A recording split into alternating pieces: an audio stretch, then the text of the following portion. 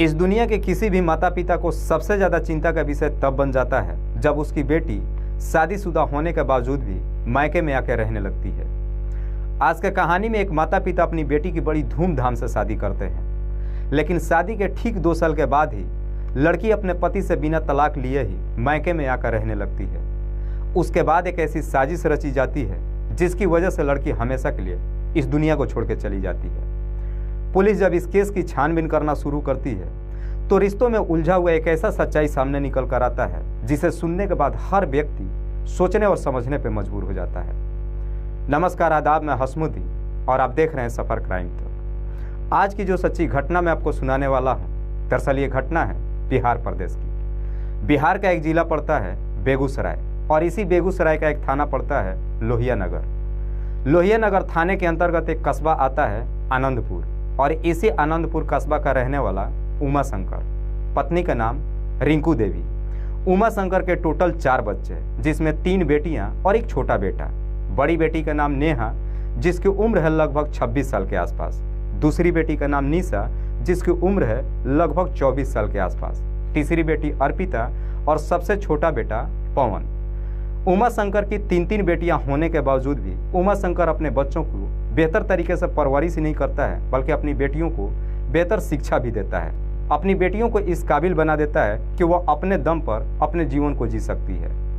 उमा शंकर की बड़ी बेटी नेहा जैसे ही जवानी के दहलीज पे कदम रखती है, उमा शंकर अपनी बेटी की शादी मिक्कू सिंह से कर देता है। मिक्कू सिंह जो कि लखीसराय का रहने वाला है। लेकिन नेहा के शादी जैसे ही 1 साल बीतता है, 1 साल के बाद ही उमा शंकर अपनी दूसरी बेटी निशा की भी शादी श्याम से कर देता है। श्याम जो कि उसी के इलाके के मोहम्मदपुर गौतम का रहने वाला है।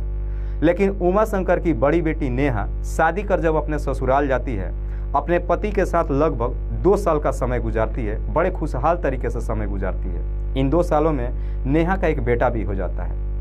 लेकिन जैसे ही 2 साल का समय गुजर जाता है, 2 साल के बाद नेहा और उसके पति के बीच में आए दिन हर रोज छोटी मोटी बातों को लेकर झगड़े तकरार शुरू हो जाता है। बात इस कदर से आगे बढ़ जाती है कि नेहा एक दिन फैसला लेती है और अपने पति से बिना तलाक लिए ही अपने बेटे को लेकर मायके चली जाती है और फिर अपने माता पिता के साथ मायके में ही रहने लगती है। नेहा जब अपने मायके में आकर रहने लगती है, उसका पिता उसे समझाने की काफ़ी कोशिश करता है। उमा शंकर अपनी बेटी से कहता है कि तू अपने ससुराल चला जा, वहीं पे तेरी ज़िंदगी व्यतीत हो सकती है। लेकिन नेहा कहती है कि मैं किसी भी कीमत पे अपने पति के पास नहीं जाऊंगी। नेहा जब इस तरह की जवाब देती है, इस वजह से उमा शंकर काफ़ी चिंतित हो जाता है। आखिरकार इतना काफ़ी चिंता फिक्र कर लेता है कि इसी की वजह से एक दिन उमा शंकर की मौत हो जाती है। उमा शंकर जब इस दुनिया को छोड़ के जाता है तो इसे समझने में नेहा को भी देर नहीं लगता कि उमा शंकर की मौत की वजह कौन है। उसके बाद से नेहा अपने घर की पूरी जिम्मेदारी अपने ऊपर ले लेती है। अपने माँ, भाई और बहन से कहती है कि जब तक मैं जिंदा हूँ तुम लोगों को किसी भी चीज़ की कोई कमी नहीं होने दूंगी। और नेहा अपनी जिम्मेदारियों को संभालने के लिए अपने ही इलाके के शहर में तनिष्क ज्वेलर्स में सेल्स गर्ल की नौकरी ले लेती है, जहाँ पे ठीक ठाक पैसे कमाती है। अपने परिवार के साथ बड़े खुशहाल तरीके से जीवन व्यतीत करती है। बात कर रहा हूँ मैं 11 जुलाई 2022 के रात्रि के करीब 10 बजे के आसपास। नेहा हर रोज के तरह ड्यूटी कर स्कूटी से अपने घर के लिए रवाना होती है। लेकिन जैसे ही रास्ते में पहुंचती है, एक सुनसान जगह पे पहुंचती है, अचानक उसके सामने 2 बाइक सवार आ जाते हैं। इससे पहले कि नेहा कुछ बोल पाए, पीछे बैठा हुआ व्यक्ति नेहा के ऊपर एक पर एक 2 गोली चला देता है और फिर दोनों मौके से फरार हो जाते हैं। इधर नेहा की माँ नेहा की बेसब्री से इंतजार करती है। देखते ही देखते रात्रि के करीब 11 बज जाता है। नेहा की माँ नेहा के नंबर पे कई बार फ़ोन करती है, लेकिन हर बार नेहा का नंबर स्विच ऑफ बताता है। इसीलिए नेहा की माँ अपने बेटे पवन से कहती है कि नेहा जहाँ पे काम करती है उसके मैनेजर के नंबर पर फ़ोन कर और पता कर कि नेहा अभी तक घर क्यों नहीं आई। पवन जब नेहा के मैनेजर के नंबर पे फ़ोन करता है तो मैनेजर कहता है कि नेहा वक्त पे ही यहाँ से अपने घर के लिए निकल चुकी थी, अभी तक घर नहीं पहुँची है। तो पवन कहता है कि अभी तक दीदी घर वापस नहीं आई है। मैनेजर जैसे इस तरह की बातें कहता है, इसे सुन करके अब पवन और उसकी माँ काफ़ी परेशान हो उठते हैं। नेहा की माँ पवन से कहती है कि जा करके देख नेहा कहाँ पे रह गई। पवन अपनी बाइक निकालता है और नेहा की तलाशी में निकल पड़ता है। अपने घर से लगभग 200 किलोमीटर दूर ही जाता है कि देखता है कि सड़क किनारे एक स्कूटी पड़ी हुई है। अपनी बाइक को रोक करके टर्च जला करके जब स्कूटी के नज़दीक पहुंचता है तो देखता है कि उसी स्कूटी पे नेहा काफ़ी गंभीर अवस्था में पड़ी हुई है। नेहा को जब उठाता है तो देखता है कि नेहा के शरीर से अभी भी खून बह रहा है। नेहा को जब इस हालत में देखता है, इसे देख करके पवन भी काफ़ी घबरा जाता है। हड़बड़ाहट में अपनी माँ के नंबर पर फ़ोन करता है और अपनी बहन नेहा के बारे में सब कुछ बताता है। जैसे ये जानकारी नेहा के माँ को मालूम चलता है, आस पड़ोस के लोगों को जब मालूम चलता है, काफ़ी तादाद में वहाँ पे लोग इकट्ठा हो जाते हैं और फिर नेहा को आनन फानन में उठाकर नज़दीकी हॉस्पिटल में ले जाते हैं। हॉस्पिटल में तो ले जाते हैं, लेकिन हॉस्पिटल में पहुँचने के बाद डॉक्टर नेहा को मृत घोषित कर देते हैं और साथ ही साथ इस बात की जानकारी नज़दीकी पुलिस थाने में दे देते हैं। जैसे ही इस बात की खबर नेहा के घर परिवार वालों को मालूम चलता है कि नेहा इस दुनिया को छोड़ के जा चुकी है, नेहा के घर में कोहराम से मच जाता है। उसके जितने भी नाते रिश्तेदार होते हैं, सब के सब मिलने के लिए हॉस्पिटल में पहुंचते हैं। वहां पे नेहा की छोटी बहन निशा भी अपने पति श्याम और अपने देवर कुंदन के साथ में हॉस्पिटल में पहुंचती है। निशा भी जब अपनी बहन को इस स्थिति में देखती है, दहाड़े मार करके रोती है। पुलिस जब हॉस्पिटल में पहुंचती है, सबसे पहले नेहा की डेड बॉडी को अपने कब्जे में लेती है और पोस्टमार्टम के लिए भेज देती है। पुलिस जब इस बारे में पूछताछ करना शुरू करती है तो निशा कहती है कि साहब, इसका जो भी अपराधी होगा आप उसे छोड़िएगा मत, उसे कड़ी से कड़ी सजा दीजिएगा। मेरी बहन मेरे घर की पूरी जिम्मेदारी को संभालती थी। पुलिस जब निशा से पूछताछ करती है कि क्या नेहा का किसी के साथ में कोई दुश्मनी था, तो निशा कहती है कि साहब, नेहा किसी से कोई ज़्यादा बातचीत नहीं करती थी, वो सिर्फ और सिर्फ अपने काम से मतलब रखती थी। पुलिस नेहा की मां के तहरीर पे ही धारा 302 के तहत मुकदमा दर्ज करती है और फिर इस केस की छानबीन करना शुरू करती है। पुलिस इस केस की छानबीन करने के लिए सबसे पहले नेहा के मोबाइल नंबर का CDR निकालती है, लेकिन नेहा के CDR से भी पुलिस के हाथ में कोई सबूत नहीं मिलता है। पुलिस अपनी तमाम कोशिश कर लेती है, लेकिन इसके बावजूद भी अपराधियों का कहीं कुछ पता नहीं चलता है और देखते ही देखते लगभग 20 से 22 दिन का समय गुजर जाता है। इस बीच में निशा का देवर कुंदन अक्सर थाने में जाता है, पुलिस वालों से पूछताछ करता है कि नेहा के अपराधियों के बारे में कुछ पता चला कि नहीं। अक्सर जब कुंदन बार बार थाने में जाता है, पुलिस वालों से पूछताछ करता है, तो पुलिस को भी बड़ा अजीब सा लगता है कि कुंदन इतना क्यों परेशान है कि नेहा के अपराधियों का पता चला कि नहीं चला। इसी दौरान पुलिस को नेहा के सबसे छोटी बहन अर्पिता का मोबाइल पुलिस के हाथ में मिल जाता है। पुलिस जब उसके मोबाइल को चेक करती है तो उसके मोबाइल में कुछ आपत्तिजनक फोटो दिखता है और वो आपत्तिजनक फोटो अर्पिता का उसी के दीदी के देवर कुंदन के साथ में था। दरअसल फोटो काफ़ी आपत्तिजनक था, ऐसा फोटो था जो समाज में किसी को दिखाया भी नहीं जा सकता है। पुलिस जब उस फोटो को देखती है, इसी फोटो के आधार पर अब पुलिस नेहा के घर के आस पड़ोस के लोगों से पूछताछ करना शुरू करती है। पड़ोसियों से जब पूछताछ करना शुरू करती है तो पड़ोसी कहते हैं कि साहब, अर्पिता का उसके दीदी के देवर कुंदन के साथ में लव अफेयर चल रहा है और इस बात की जानकारी नेहा को भी मालूम था। लेकिन जैसे ही नेहा को सच्चाई मालूम चला, इस बात से नेहा काफ़ी नाराज हो गई थी। नेहा ने बदमाशों के जरिए कुंदन की पिटाई भी करवाई थी। जैसे ही पड़ोसी वाले इस तरह की जवाब पुलिस वालों को देते हैं, पुलिस को अब कहीं ना कहीं कुंदन के ऊपर ही शक चला जाता है और इसी शक के आधार पर पुलिस कुंदन को अपने कस्टडी में लेकर थाने पहुंच जाती है और फिर कुंदन से नेहा के हत्या के बारे में पूछताछ करना शुरू करती है। पुलिस के बिना सख्ती दिखाए ही कुंदन अपनी सारी सच्चाई कबूल कर लेता है। कहता है कि साहब, नेहा की हत्या करने में सिर्फ मेरा ही हाथ नहीं है, बल्कि मेरी भाभी निशा का भी हाथ है। कुंदन जैसे ही अपनी भाभी निशा का नाम लेता है, पुलिस कुंदन के ही तहरीर पे निशा को भी अपने कस्टडी में लेकर आती है। निशा से जब पूछताछ करना शुरू करती है, निशा जब इसकी पूरी कहानी बताती है, इसे सुनने के बाद किसी को भी अपने कानों पे यकीन ही नहीं होता है। निशा बताती है कि दीदी शादी के 2 साल बाद ही अपने पति को छोड़कर मायके में आके रहने लगी। नेहा जब मायके में रहने लगती है, अपने घर की पूरी जिम्मेदारी अपने ऊपर ले लेती है। घर के काम काजों में इस कदर से बिजी हो जाती है कि उसे दिन में कभी भी कोई चीज़ की कमी नहीं होती है और ना ही किसी बात को लेकर परेशान होती है।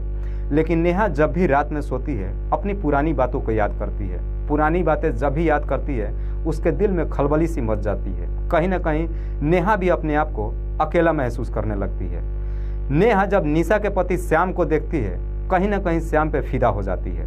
श्याम जब भी नेहा के घर पे जाता है, नेहा उसके तरफ बड़ी अजीब नज़रों से देखती है। श्याम भी जब नेहा को देखता है, उसकी नज़रों को देख करके श्याम भी समझ जाता है कि दरअसल नेहा क्या चाह रही है। श्याम जो कि पहले ही से जानता था कि नेहा अपने पति को छोड़कर मायके में आकर रह रही है और कहीं ना कहीं उसे भी एक मर्द की ज़रूरत है, इसीलिए श्याम भी अपने आप को नहीं रोक पाता है। और फिर श्याम और नेहा दोनों एक दूसरे के करीब कब आ जाते हैं, दोनों को मालूम ही नहीं चलता है। दोनों के बीच में प्रेम प्रसंग शुरू हो जाता है। उसके बाद से नेहा के घर में ही श्याम के साथ में संबंध बनना शुरू होता है। लेकिन इस बात की जानकारी नेहा की बहन निशा को नहीं मालूम चलता है। लेकिन नेहा को मालूम होता है कि श्याम उसकी छोटी बहन का ही पति है।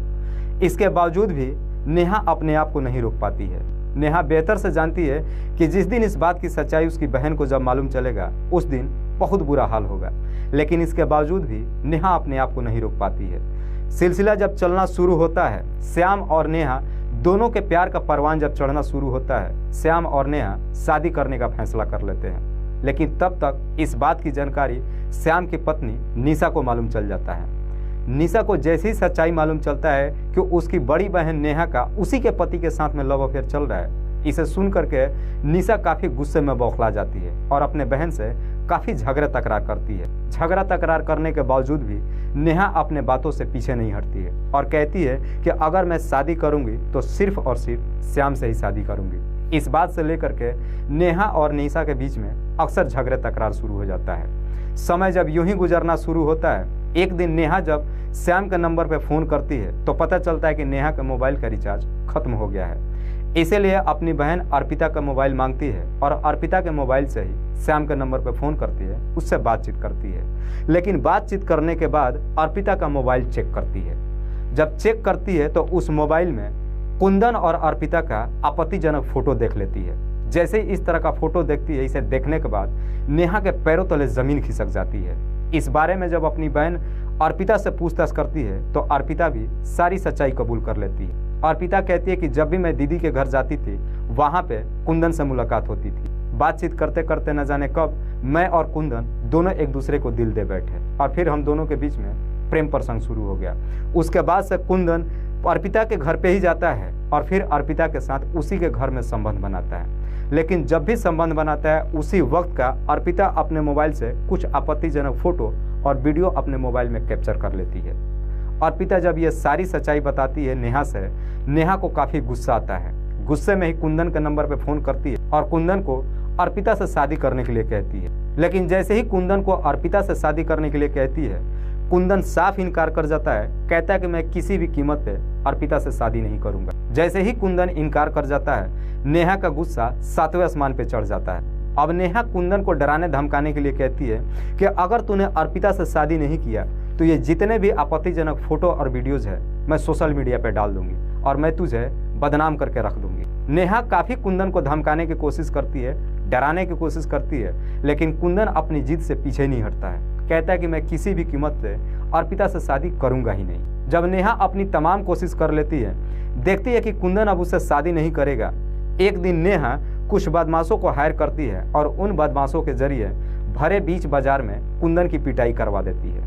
कुंदन की जब पिटाई होती है, इस बात से कुंदन इस कदर से बौखलाहट में आ जाता है कि उसी दिन गुस्से में नेहा से बदला लेने के लिए सोच लेता है। घर पे जब जाता है, इस बारे में सारी जानकारी अपनी भाभी निशा को देता है और कहता है कि मैं नेहा से बदला लेना चाहता हूँ। दरअसल कुंदन को भी मालूम था कि उसकी भाभी अपनी बहन से बदला लेना चाहती थी। जैसे ही कुंदन बदला लेने की बात कहता है, निशा भी अपनी बहन से बदला लेने के लिए तैयार हो जाती है और फिर दोनों नेहा को इस दुनिया से हटाने के लिए एक षड्यंत्र बना देते हैं। लेकिन जैसे ही षड्यंत्र बनाते हैं, कुंदन अपने इस षड्यंत्र में अपने एक दोस्त मुकेश को भी शामिल कर लेता है। मुकेश जो कि पेशे से एक हिस्ट्री सीटर है और फिर नेहा को इस दुनिया से हटाने के लिए एक तारीख तय करते हैं। 11 जुलाई 2022 के रात्रि के करीब 9 बजे के आसपास निशा नेहा के नंबर पर फ़ोन करती है ये जानने के लिए कि वो कब अपने ऑफिस से घर के लिए रवाना हो रही है। फ़ोन करती है तो नेहा कहती है कि मैं 10 मिनट के अंदर में ही घर के लिए रवाना होने वाली हूँ। बस इतनी ही बात करके